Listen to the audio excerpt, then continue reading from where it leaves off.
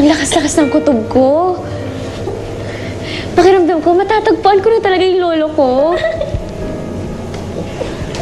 At malalaman ko na rin talaga ang pagkatao ko.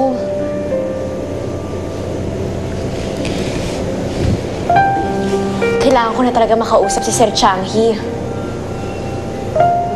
Hindi ko talaga palalagpasin ang pagkakataon na ito, Inay. Ay, basta anak, sana maging maayos na ang lahat.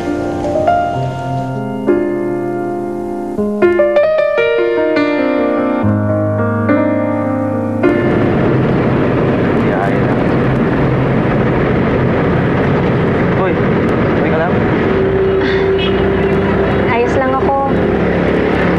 Sobrang nasisiyahan na ako at kinakabahan. Kung si Sir Changhi nga ang lolo ko, napakasaya ko siguro nun.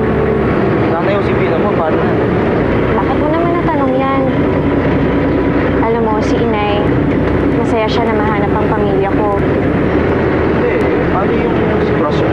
Nagkataon? Wala namang magbabago, Benjo. At talagang isasama ko si Inay saan man ako makarating. Ayaw kaya pa. Ano? Sa'yo, Ano mo sinasabi mo? sinasabi ko lang mag-iingat ka mamaya pag kinausap mo si Sir Chang.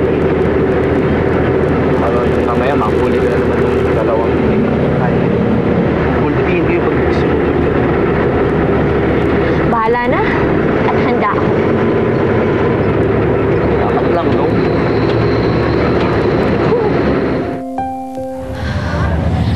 Kailangan pagdating ni Sir Changhi, malapitan ko na siya agad.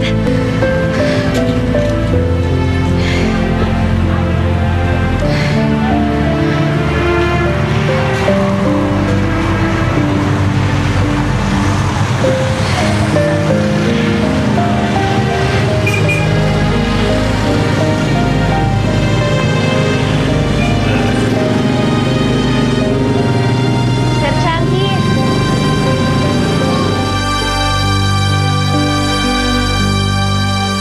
Sir, totoo po bang naghahanap ng nawawalang apo si Sir Changhi? How did you know that? Nag-aalala ka na malapit nang makilala ni Jenna ang mga tunay niyang pamilya. Mahal na mahal ko si Jenna. Ayoko naman maging maramot eh. Ayoko talaga. Isang babaeng ang mismong lumapit sa amin. Sa kanyang araw, iniwan ni Nerissa ang bata. Sir Changhi, isa rin po akong Koreana.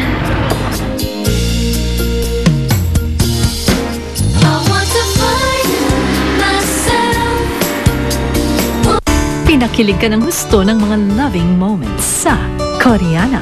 Hatid ng Nescafe Classic, Coffee Mate, Clear Anti-Dandruff Shampoo, Ariel Antibac with Power of Safeguard at C2